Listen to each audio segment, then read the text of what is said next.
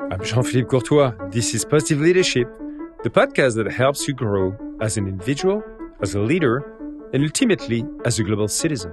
Historically, in the United States, workplaces have never been built for women, right? Women were only allowed to enter the workforce after World War II because the men were off to war. And when we did have women in the workforce, in that period, we provided healthcare, we provided paid leave, we gave them support. And then when the men came back, we pushed women out. And mothers have never had the structural support that they need to thrive.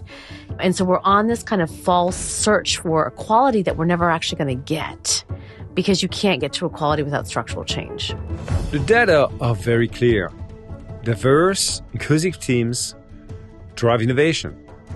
To get there, we need to mobilize. That's according to my guest today, the incredible Reshma Saujani. Reshma is a leading thinker in understanding the underlying levers that drive inequality. She's built not one, but two movements to fight for women and girls' economic empowerment. Girls Who Code, a movement started to close the gender gap in the tech sector, and more recently, the Marshall Plan for Moms, a movement advocating for policies to support moms impacted by the pandemic. I was super excited to meet her and have her as a guest on the podcast. Thank you for having me. It's great to be here. So I'd like to start at the beginning of your story, if I may, your childhood. You grew up, I think, in a small Midwestern town to parents who had escaped persecution in Uganda in the 1970s and had come to the US in their 20s with no family, no job, and no support. So very early on, you decided you wanted to make a difference through activism. Can you tell me how you arrived at that decision? I think my parents coming here as refugees and as immigrants was very profound for me. Here were two people in their early 20s coming to a foreign country. They didn't have any family. They didn't have any friends. They didn't speak the language. And they were just getting by. But they were so grateful to be alive and to have a shot, at creating a better opportunity for their children, that they had such deep love and affection for their new home. And so for me, I think from a youngest of possible ages, I wanted to give back to the country that had literally saved my parents' life. And I think that desire to give back and to serve, and I think connected to this idea that one can be expelled from their home because of the color of their skin. I think those are the things that really pushed me towards wanting to be an activist and wanting to make the world a better place. Super clear, I would say, moment of awakening, I guess, in your early days. And one thing I often find talking to leaders is that there's a moment when the mindset shifts from me to we thinking. So before you're a leader, success is all about growing yourself. When you become a leader, I found success is all about growing others. I got a very good discussion with a guest on my podcast, Reshma. His name is Michael Bougestanier. He's a best-selling author on coaching habits. And he says that we unlock our greatness by taking on the hard things, by taking on worthy things, because it serves the world and also unlocks our own individual greatness. And looking at your journey, it seems to me that shift happened when you decided to leave your job as an attorney and run for Congress in 2010. In your TED Talk, you describe it as the first time you did something truly brave. So what inspired you to take that first big, huge risk at the time? Misery. I was coming home in this job I didn't want, this life that I felt like I was stuck in, and it wasn't what I was meant to do. I'm a very spiritual person. I believe in you're put on this earth to pursue a certain destiny, and it just felt like it was just this can't be it. And so for me, that's what really inspired me to take this big leap and to run for Congress. I'd always wanted to run for office. I've always wanted to serve. I romanticized politics. And so and I naively thought that I would win, that I could shake every hand, meet every voter, and I would unseat a, 18-year incumbent. And so and I'm not going to say that, I wasn't terrified, JP, in the process. I was 33 years old. I'd never run for office before. I was walking into senior centers, going on my first interview on television was with Chris Matthews. It was big stakes stuff that I had no idea what I was doing. And I didn't, I couldn't call my father and be like, how do I run? He didn't know. None of us knew what we were doing. But that is what in many ways was just so exhilarating, right? I always say I've never felt more alive than I felt when I ran for that congressional race, because everything was terrifying. Everything was hard. Everything was just doing it for the first time and figuring it out. It is really all about exhibiting a growth mindset, Reshma, as we say, right?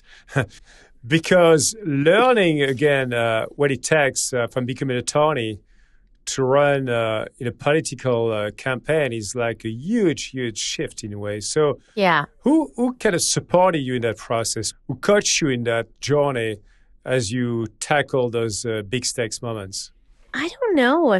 I think my peers, my friends, my husband. I really felt like in that particular example, quitting my job, running for office, I do feel like a lot of it I figured it out on my own.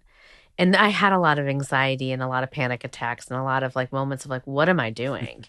And maybe that's what it's allowed me to do the crazy things that I do now, is that I had this very foundational experience at 33 where I figured it out. And it didn't work out, but that was the most defining moment of my life. I just want to pause for a moment to reflect on what she's saying there. When Reshma ran for office in 2010, the average age in Congress was 69. No South Asian woman had ever run for US Congress before. She was doing something completely new, and although she didn't get elected, that loss taught her something very important. That failure doesn't break you. If you want to do amazing things, you need to accept that failure is a fact of life. You will have to stand on a mountain of no's before you get to yes. So come prepared with the right mindset. Not getting elected helped Reshma build that mindset. But at the time, it was incredibly painful. She had wanted to serve her whole life, and this was such a public loss. I remember waking up the next morning and thinking about how many people were laughing at me right now. And the newspaper headlines and the things that, the jokes that they made about how much money I spent for a handful of votes. I mean, it was because I got crushed. And so but even that public humiliation what I learned is it didn't break me. I cried a day, 2, got a dog a week later, and that was it. I was done. I drank a lot of margaritas and I moved on. So that was such a gift. Because, in life, I've suffered a lot of other challenges and obstacles and heartaches and heartbreaks after that race. And that race really set me up to deal with grief and to deal with loss and to deal with all those hard things, right? Yeah. So I think I'm very grateful for that. It's clear to me that through that experience, you built an incredible resiliency that you've been able to use, in many steps of your life, in the way you've been recovering all the time from some tough challenges or failures and reinventing yourself multiple times in your life. Now, I'd like to talk about the passion I think we share. Reshma, I've been working in the tech industry for 40 years, almost of my life now. And I think it's fair to say that we've got a problem in terms of diversity and inclusion in the tech sector overall. And as every company in the world is becoming a digital company, not just technology companies, every other business is becoming digital. I think we see a bigger problem when it comes to really make that workplace more inclusive for women, for people of color, people with disabilities, underrepresented population, and bring them at a table. And so I'd like to come back to the moment where I think during your political campaign back in 2010, you actually visited local schools and saw the gender gap in the computer classes. Yeah. That's the moment, I think, where you started thinking about creating Girls Who Code. So why did you feel compelled to act at the time and do something about those girls who didn't code at the time? Well, in 2010, tech was starting to boom here in New York City. You were starting to have these big social media companies like Instagram, Facebook, and Twitter, where CEOs were men, but the consumer base was female. And then I learned that you can make $120,000 as an incoming software programmer. And I was like, what? And the daughter of refugees in me was like, wow, like, and I would go into these classrooms, there were no girls. And I was like, wait a minute here. These are good paying jobs. Why? We need to get more girls. And why are girls not going in? Because these are opportunities for girls to kind of march straight up into the middle class. And so for me, it started really as this trying to understand where were the women in tech? Why were there not women in tech? And as I talked to people in the technology company, they're like, well, I want to hire women. I want to hire people of color. I just can't find them.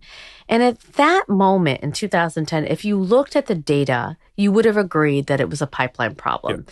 You had less than 18% of those that were graduating from computer science classes were women, much less Black or Latina women. Like, you're at 2%, yep. 3%. And so one could have arguably said, okay, well, the problem is we just don't have enough people going into this field. And so Girls Who Code really started as wanting to solve that pipeline problem and the goal was to teach 1 million girls to code and get them to basically major or minor in computer science and then take a job in the technology workforce. Let me talk about bravery as well. I mean, you said, I think some people worry about our federal deficit. I worry about our bravery deficit.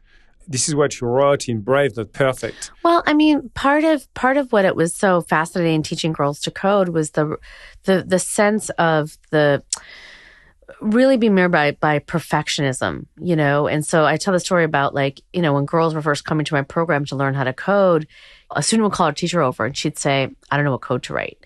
And the teacher would look at her screen and she'd see a blank text editor. Mm. So if she didn't know any better, she thought, oh, my student spent the past 20 minutes just staring at the screen. But when the teacher pressed undo a few times, she saw that her student actually wrote code and then deleted it. So instead of saying, hey, I wrote this line, I know the semicolon's in the wrong place, what should I do? She rather show nothing at all, perfection or bust. Yes.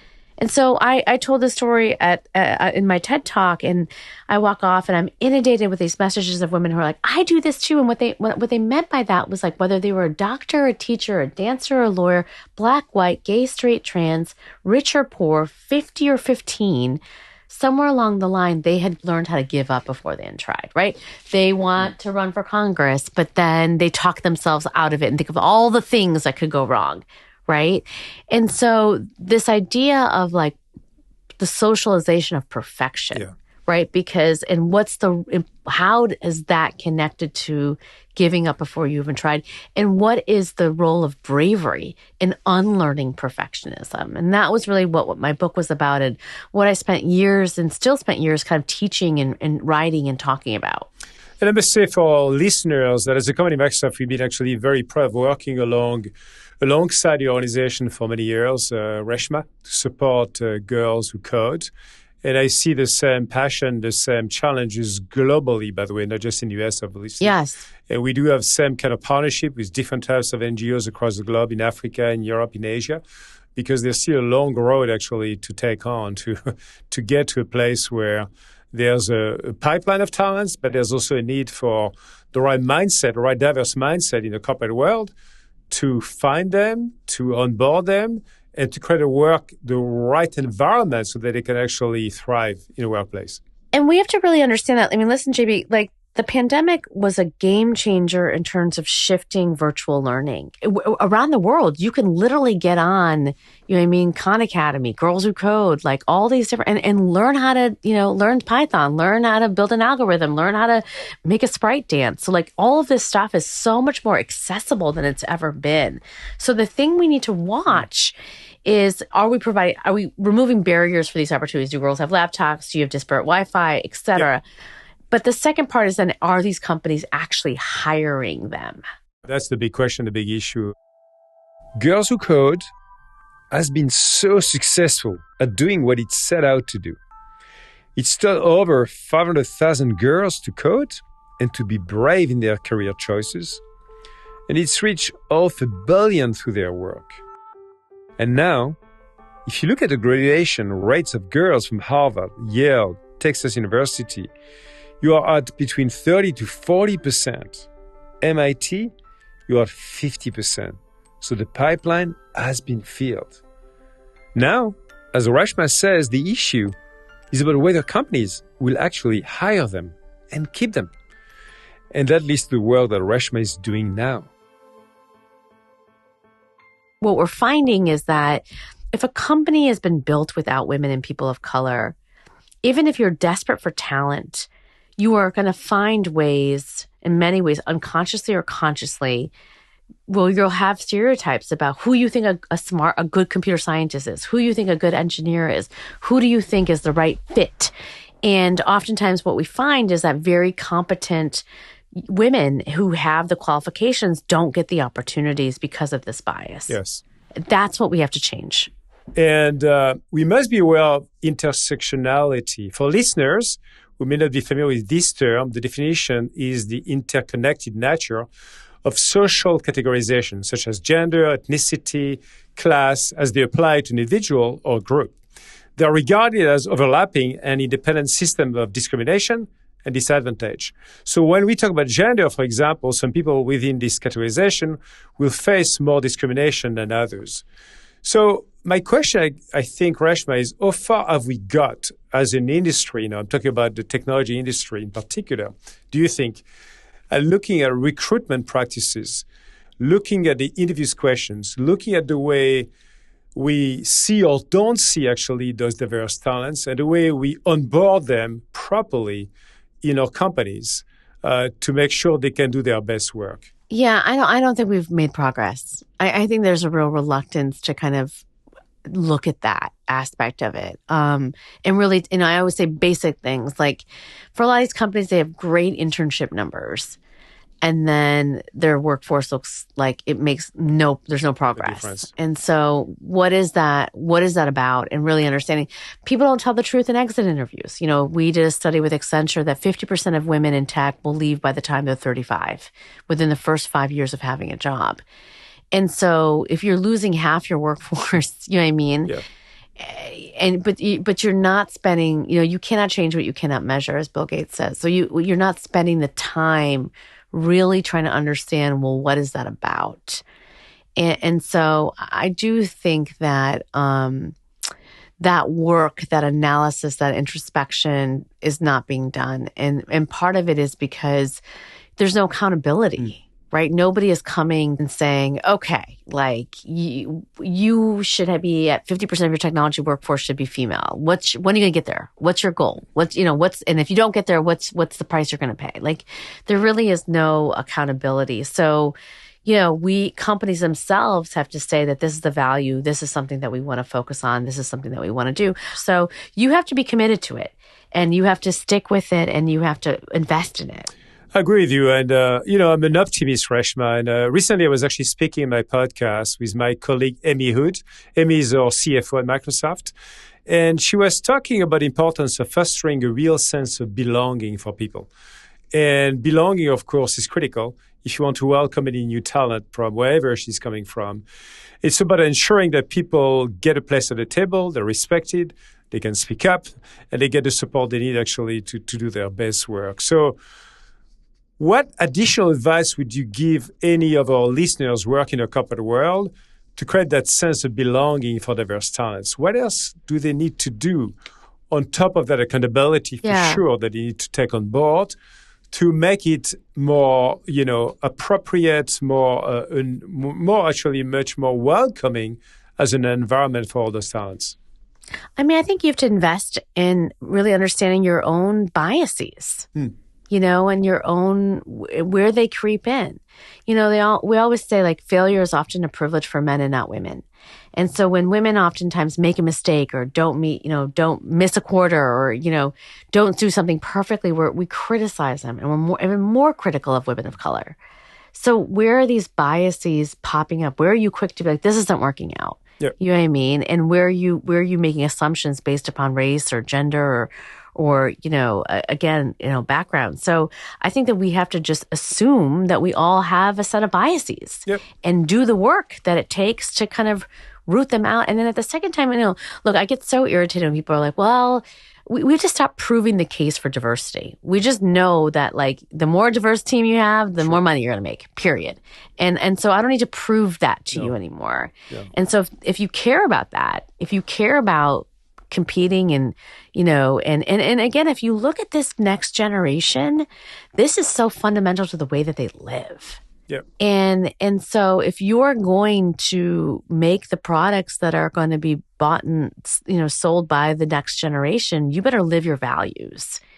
And so I think a lot of this stuff is really going to come to terms in some really big ways. Yeah, I'm like you. I'm actually an optimist in a way. I think the new generation pushing all of us to change clearly the standards and the rules of the game in a way to make it possible.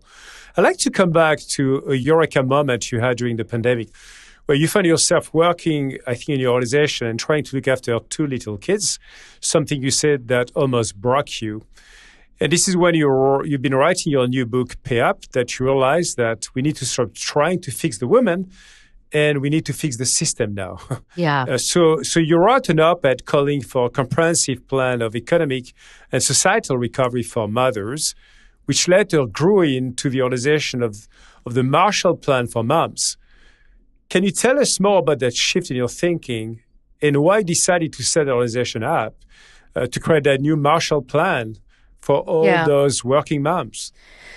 Yeah, I mean, listen, I think this is something that's happened globally across the world during the pandemic. And so I think people will, relate to what I'm about to say. But, I think in 2020, before the pandemic, many women were kind of already 2/3 of the caregiving work across the globe is done by women. So in most households, women are doing the cooking, the cleaning, all of that. And then they're working full time. Yeah. And it's always been this, again, balance that was never really a balance. I always say having it all is just a euphemism for doing it all. And then the pandemic hit. And in the United States, a big, big tipping point was the closure of schools, because a lot of parents in America relied on schools as a source of childcare. For example, in the UK, when the pandemic hit, they closed everything down, but they didn't close the schools down. Right. And that is why they didn't actually have the same amount of women leaving the workforce. In America, we closed schools. And so because of that, you had 11 million women that were pushed out of the workforce. At the beginning of the pandemic, for the first time in the history of America, 51% of the labor force was female. And the vast majority of them were mothers. Yeah. So then the pandemic hits and a lot of us are saying, wait a minute, I got to either leave or downshift or move in with my parent, but make a dramatic change, because I can't log on my kid in Zoom and teach him how to read and be on 20 work calls, or go into a restaurant and make food, or be a teacher and teach in a classroom. So this was a breaking point. And it really was an eye opener for a lot of us, I think, to say, wait a minute here, this has always been a breaking point. We were just, so we live in this, we live in a country that has no paid leave. 25% of women go back to work 10 days after having a baby. 75% of them literally dip their entire savings into having 2 weeks to just hang out to be with their child. What? That's unconscionable. Wait, we live in the only industrialized nation that offers no support really for subsidized childcare, that 40% of parents go into debt to pay for preschool, no mandatory paid leave. Again, so all of these structural things that have always made it untenable for women to work and have a child. And this is why we have these conversations in terms of, why are there not more women that are Fortune 500 CEOs? Why are there not more women in manager positions? Why are there not more women starting venture-backed companies? Why are there not more women running for office? Because all of this comes down to the lack of support when you become a mother. Reshma argues that the pandemic is an opportunity for us to redesign a broken workplace. 80% of the workers who left the labor force in the US in September 2020 were women. 4 times the number of men. More than 1 million single mothers, many of whom were already living below the poverty line, lost their jobs. If 30 years of price for women in the workforce could be erased in a matter of a few short months, then there are serious problems with the system. With the Marshall Plan for Moms, she's looking to seize the moment and build back better. I mean, I think we need to really go deep and understand what is it about American culture and American society that leads us here, right? And part of it is, I think in America, we treat women in the workforce as a nice to have, not a must have. And it's the same thing when you see the pullback of our reproductive rights and our abortion rights. Again, it's very rare that a country takes away a right. And the decision of to have a child or not to have a child is a foundational decision, especially economically. Like when you decide to have another child, you're like, can I afford it?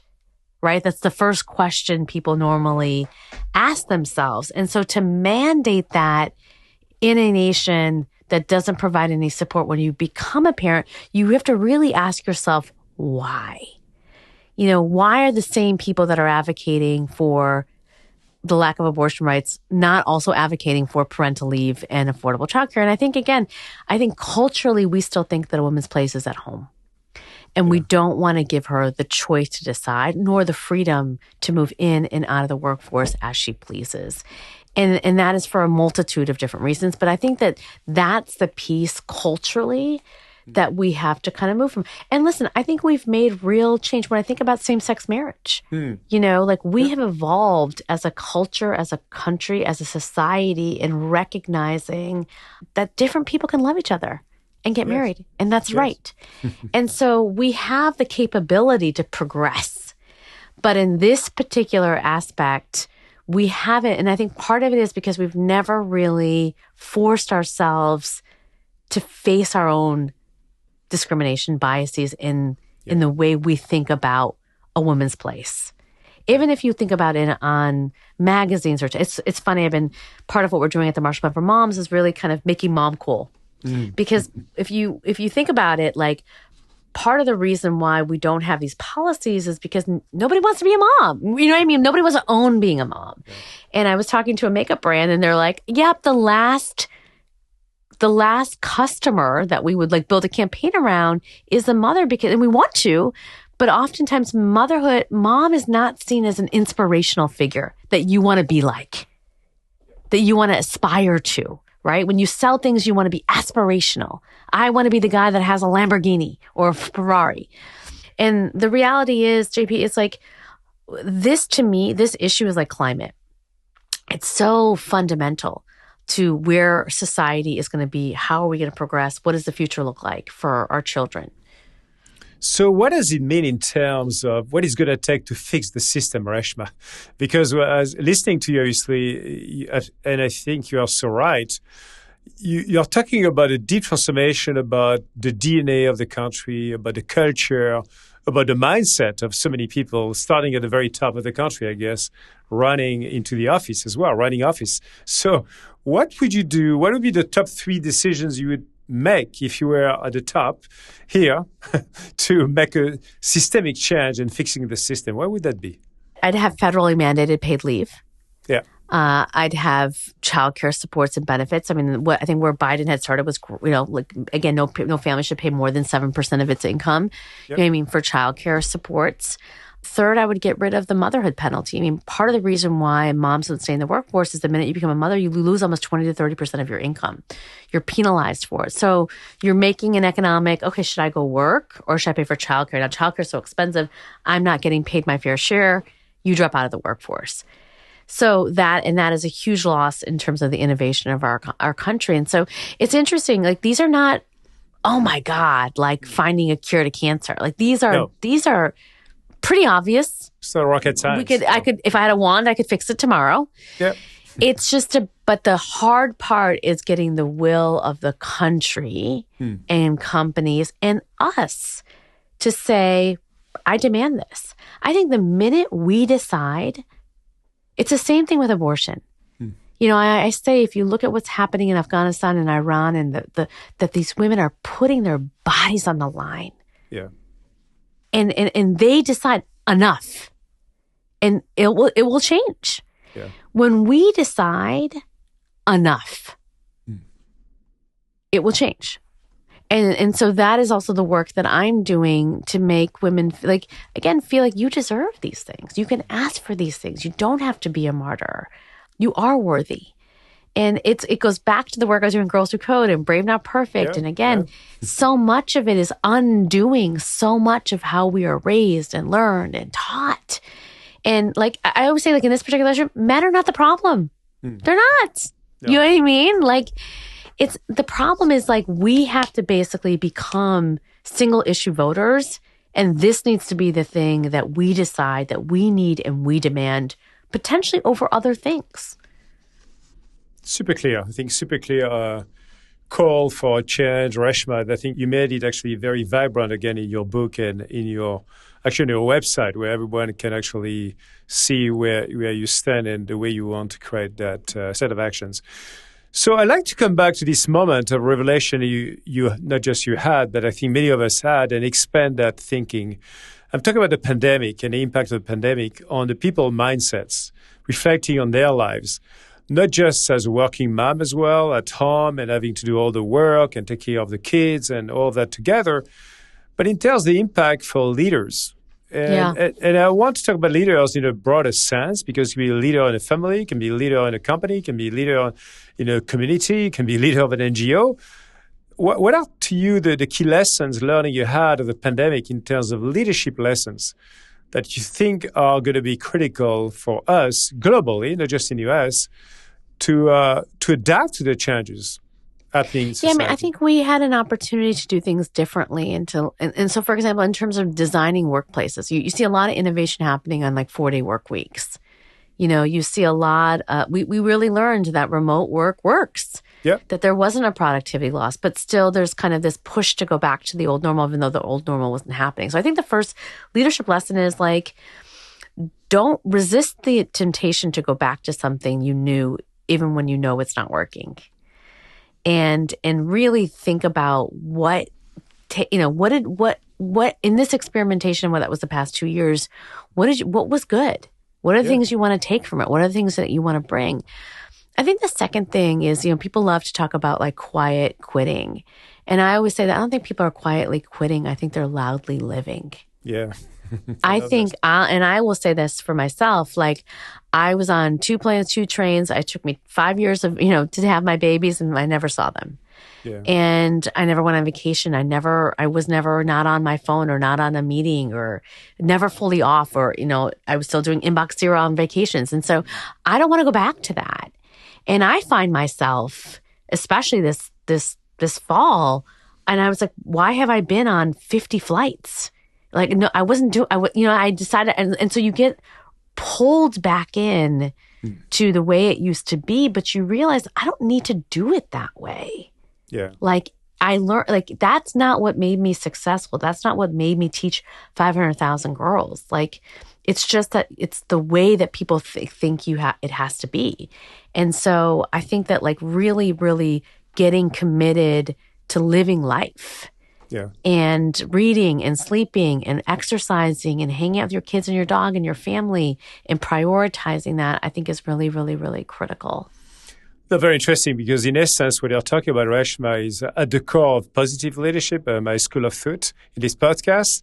And it starts with each one of us, with you, me, reflecting on our energy level, reflecting on our health, on our quality of sleep, reflecting on the purpose we have or we don't have actually in our life, and the way we want to take our destiny into our hands and have a bigger impact with others' lives and having also bigger impact in the world eventually. Yeah.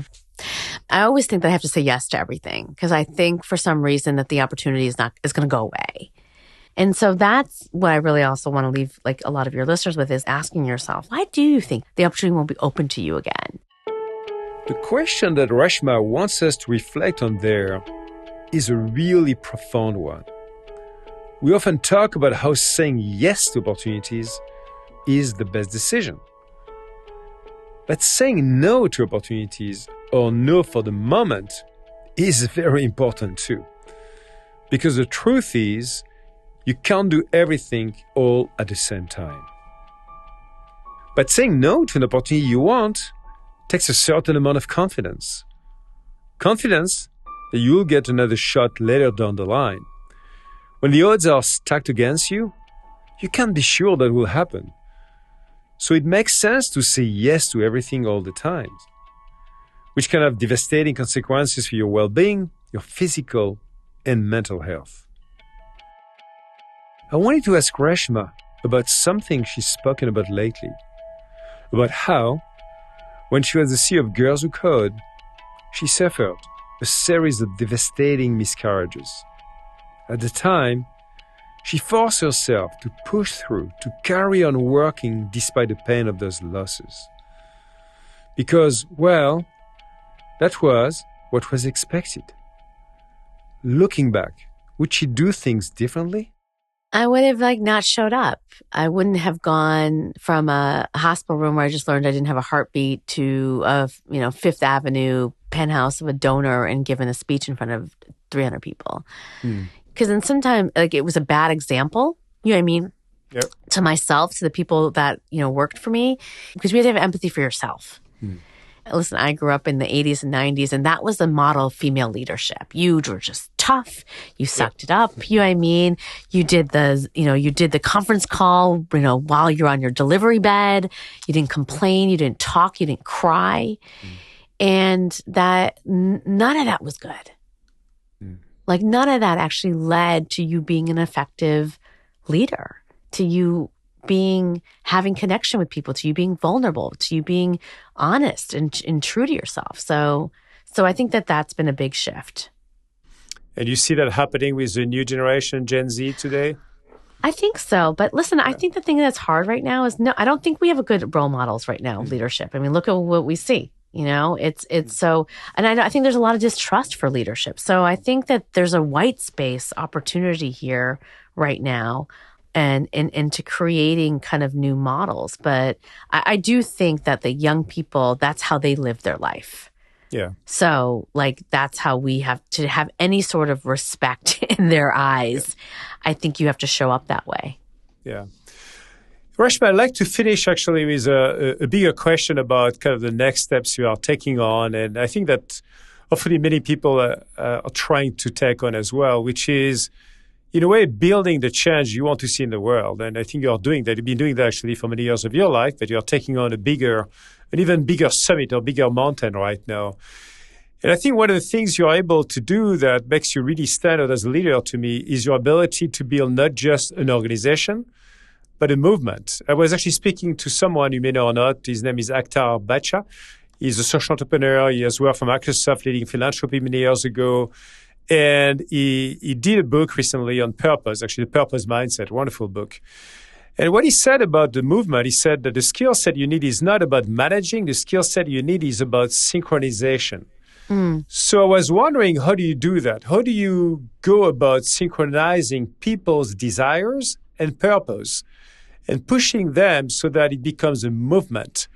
What practical advice could you share with our listeners to launch their own movements the same way you are doing it right now? Yeah. I mean, I think the thing is you have to figure out what it is that you're fighting for and have people connect to that. So much of I think people want to be seen, and I think people want to, and so much of that is, to me, in storytelling. I build movements by telling other people's stories. And I think that makes people feel seen and not alone, and that they want to be a part of it. I think the second piece is to make people feel like you can be a part of something that's really big change. So at Girls Code, it was we're teaching 1 million girls to code. You know what I mean? Here, it's we're going to get paid leave and affordable childcare in the next 5 years. So I think it's people want big goals and big things to kind of dream about and move towards. I totally agree with Reshma's last piece of advice. It is something I'm really passionate about. It is so important to connect your inner purpose to the bigger mission you want to accomplish with others. And storytelling is a great way to help to build a movement and build change at scale. There was so much to take out of that conversation about the importance of self-care and how we need to be rigorous in examining our biases at individual and organizational level too. I'm super excited to see how Reshma is going to drive deep systemic change with the Marshall Plan for Moms. So with that, Reshma, I would really like to thank you so much for being a wonderful, thank you for having me, JP. A wonderful speaker, guest, and inspiring so many people out there, not just in the US, but globally. So please keep it up, and looking forward to supporting you in your next movement. Thank you so much. Thank you. Thank you so much, Reshma. You've been listening to the Positive Leadership Podcast with me, Jean-Philippe Courtois. If you've enjoyed this episode, please remember to leave us a comment or rating. If you've not done so already, do subscribe. We've got lots of other inspiring episodes for you to listen to. And we're available on YouTube as well as the usual podcast platform. Until the next episode, that's it from me. Goodbye.